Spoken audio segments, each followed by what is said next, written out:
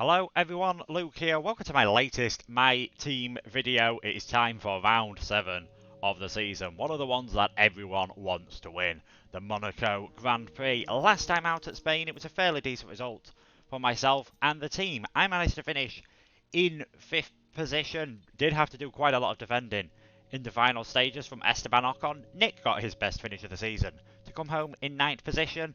So I'm 7th in the championship. He remains in 15th. And the team remains in 5th position. Now, we haven't really done any upgrades for quite a while on our chassis and aerodynamic side. So Monaco could be quite a struggle. Really need to get a good qualifying. And then just see if I can do something on the strategy to work my way up in the race.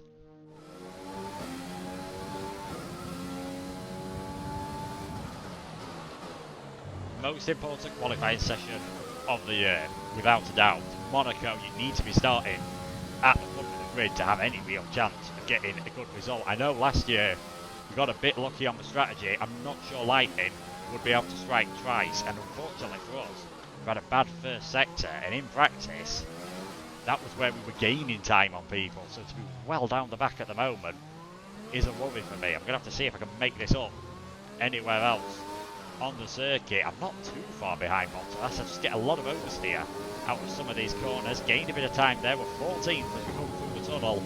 Really do, with maybe taking a few liberties at this chicane. Just about getting away with that there. Trying to get on the throttle early. Again, the car wants to step away. That is a common theme that I found throughout practice. I've got no rear traction whatsoever. So on old tyres, this race is going to be a real struggle at certain points. We've managed to gain some time through the swimming pool, around the final corner, flat on the throttle. Where's it going to be in this qualifying session? We're going to be in 12. Compared to last year, that's a pretty good performance, I'm not going to lie. I could take that. 12th position, fairly good. With qualifying finished, it's time to remind ourselves of our top 3. Bottas, Verstappen and Alexander Albon. With qualifying complete, all that remains is the main event. He was quick in practice, but I wasn't expecting him to be that quick. Wow. I'm not going to lie, I'm impressed.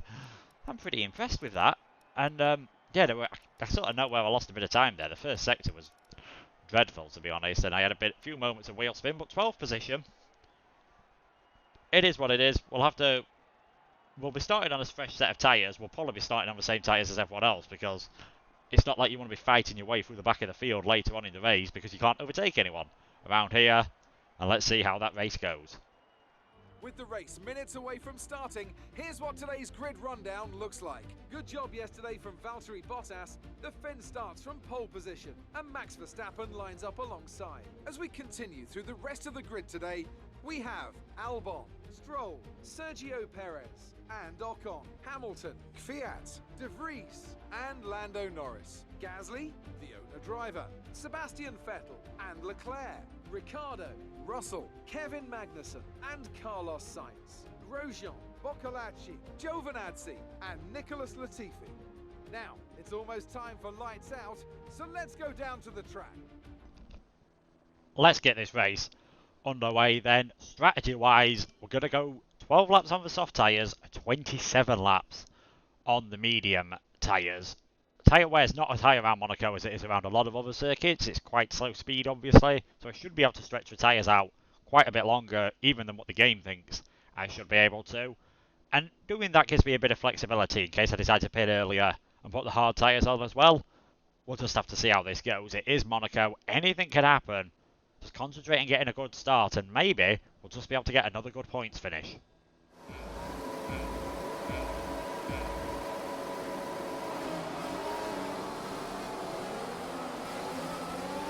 Underway then, and a pretty good start on the outside there. Trying to see how many cars we can squeeze our way around the outside of into turn 1. In the end, we just about managed to stay ahead of Gasly and Norris. Now it puts us ahead of Gasly, and he's on the medium tyres. That is going to be very important indeed, I feel, later on in this race. Make sure I don't lose my front wing in these early stages, which would be a very silly thing to do.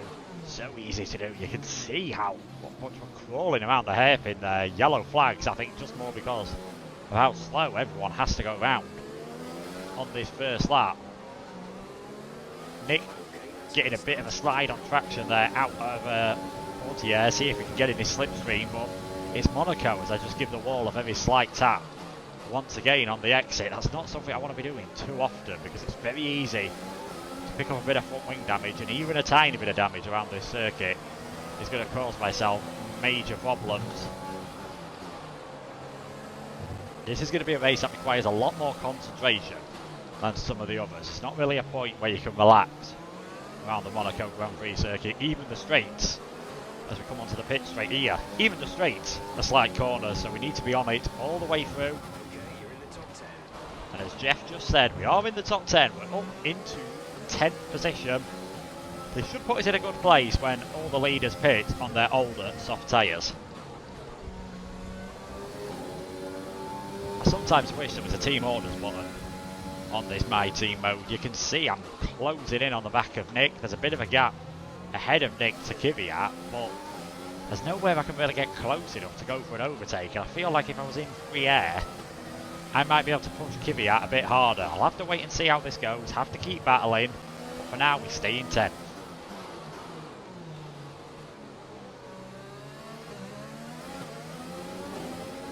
This might be my chance. Nick's not had the greatest of exits.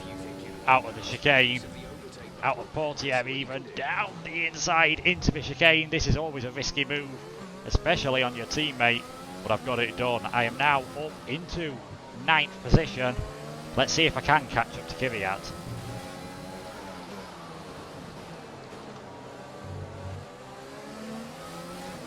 There's your answer to could I keep up with Daniel Kvyat. Now that I've got ahead of Nick, I hope Nick didn't get damaged with my overtake because he seems to have really dropped off the pace. But now that I've got ahead of him, I've just sailed up to the back of these guys. I am on slightly fresher tyres. Hopefully I'll still have some grip left after they come into the pits, because it might be worth me, it's going to be worth me doing something different. Overtaking on track, as we've seen already, is extremely hard, so strategy is how I'm going to have to play this if I want to move further up the order.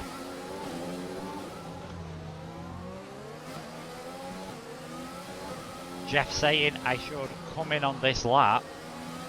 I'm going to do the opposite of what Kvyat does. If he stays out, I come in. If he comes in, I stay out one extra lap on these tyres. Just wait and see, because I think a lot of cars are now going to dive into the pits, and he is one of them. So I stay out on circuit, do that extra lap longer, take everything out of these soft tyres, and then see where we come out.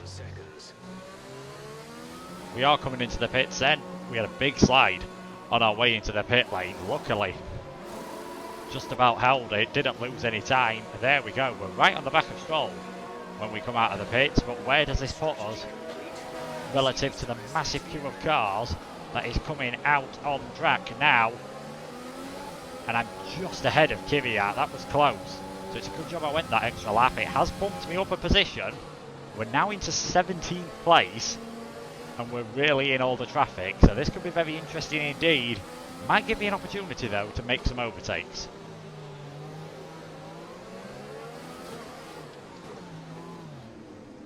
What did I say about making an overtake? Can I squeeze down the inside of Lewis Hamilton at the hairpin? He's still fighting with me. Fair play to him, he's not giving up, as you wouldn't expect him to do. I thought I was going to sneak my way up there, but he just holds on.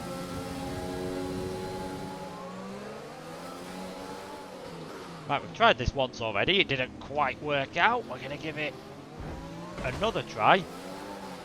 This time it has worked out, so I have managed to work my way past Lewis Hamilton. That puts us up into 16th place.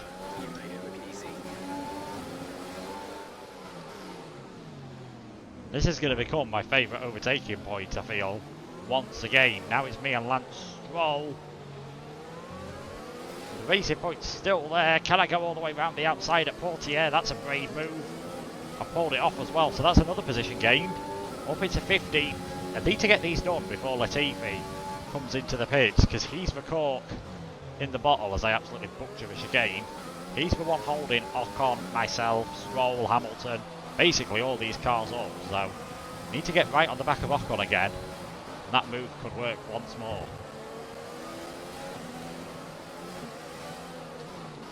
Going for it again at the hairpin once more.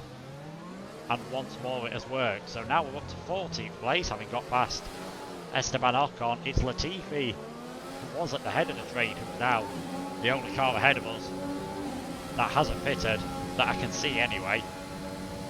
We could get another good result out of this Monaco Grand Prix by the looks of things.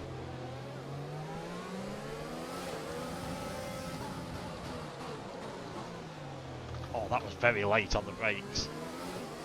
Into the chicane there on Nicholas Latifi, but again a move that had to be done because it gives me the rest of this lap where he's really going to hold those cars up behind me to just try and catch up to Albon and Perez. We are now up into 8th place, and I know there's some more pit stops to happen up ahead, so we're looking good for a decent set of points here. 6 laps to go. We've just had the message that Nick has retired from the race, so it's all down to me now, and I am still stuck behind Alexander Albon. Cannot find a way past, it seems, anywhere on this Monaco circuit. A lot close to him at Mirabeau, but then can't stay close to him to send one up the inside of the hairpin, and I don't seem to have the traction out the corners anymore for that to be an option. So it looks as though 5th is going to be the best I can manage, unless we see Alex make a slight mistake somewhere, then we might be able to pounce. This is your final lap of the race. Final lap of the race, Dropping a second a lap to the car behind, 1 second. and the same view I've had for countless number of laps now, right on the back of Albon, who is dropping back from Perez. But I'm again just not able to get close enough to the back of the Red Bull driver to do anything. I'm just going to have to hope, beyond hope, that he makes a mistake coming out of Portier, but I've got way too far behind at the hairpin. He gets a nice clean exit anyway. It's not been a bad race, not been a bad race. We managed to make some moves. Lap of fuel now. The tank is empty. We managed to make some moves when we were in the traffic once again, which is always important. I get my final warning of the race, hopefully. It was important that we got past those cars when we did. It was a shame for Nick that he ended up A, getting a bit screwed over with having to double stack with me in the pit stops, and then B, obviously retiring from the race. But it's been another good result for ourselves for the 2nd race in a row. We're going to round the final corner, come home in 5th position. That's the end of the race. We'll see you So that's another 10 points to the tally for the team this season, and to myself. Charles Leclerc getting driver of the day. He did start, I think, down in 13th place. He was actually closing up really fast at the end, another couple of laps, and he'd have been all over the back of myself, Albon and Perez. Couldn't quite get that podium. We weren't too far off at various points. It's just on traction, we're not able to keep up with the faster guys ahead of us, the Racing Point and the Red Bull, so we couldn't really get close enough to Albon coming out of Portier and coming out of Anthony No to the final corner to put Albon under any realistic pressure, unfortunately. So we couldn't get that move done. We got 5th here last season, and we're going to get 5th here again, so that's good. It's another 10 points. Should keep us in the same position in the championship, as we're just waiting for the podium ceremony to appear. So let's review the updated drivers' standings. Lewis Hamilton takes see the there, lead of the I've Drivers' finished in 5th Championship place. after an incredible Nick, day of racing. as Who we was said, your did driver of fail the to day, finish. I don't know Charles whether we got Leclerc involved in showed any exactly contact how to or manage it yourself just out on the track today. it He was a almost breakdown. flawless out there. What a Incredible shame for stuff. him. It's time to see If we how have a look things at are the Drivers' shaping up. Championship, In the Constructors' we've actually moved up to Championship, 6th place. We Mercedes are now moved ahead to of the Stroll. top of the table. Managed to finish ahead of him in the Renault moved race. up the table If we look at with the another strong Constructors' performance Championship, this weekend. we stay in After an 5th, event but like it that, is who knows what the sport it is has really in store close for us together next time. at the Be moment. sure You can to see join we're only us 4 again points behind as we Alpha continue Tauri. to They bring do you seem the to have a good latest car excitement in Formula One. on some weekends. I mean, they've had a couple of podiums this season. They could have got another one in Bahrain. So it looks like we're going to be battling them for 4th place. We just need to keep improving our car. And we could have done with Nick picking up a few points in that race. It would have been a good result for him. What's done is done. It went better than last season at Monaco, even though I finished in the same place, because at least this time I was attacking rather than spending the last 10-15 laps defending. We'll see what Claire has to say about this, and then that'll pretty much be it. great work out there today. Let's have your thoughts. You gained a lot of positions during the race, didn't you? I need to say the car is nimble and light. I need to get the chassis department. They're morale You're boosted breaking because they're the all weakest. expectations. They're the weakest What's area of the car at the moment. Unfortunately, It was more like dodgems than Formula One today, wasn't it? they were friendly nudges. Friendly nudges. You can't pass at Monaco, Claire, without a few Well, that's friendly everything. nudges. Every now and then, and we get ourselves a nice little trophy. I think we've loaded ourselves up with some money during our MyTeam series. We have actually got a new rivalry, and once again it is with Sebastian Vettel, because our choices were the two Ferraris or the two Mercedes. And we're nowhere near good enough to beat the two Mercedes.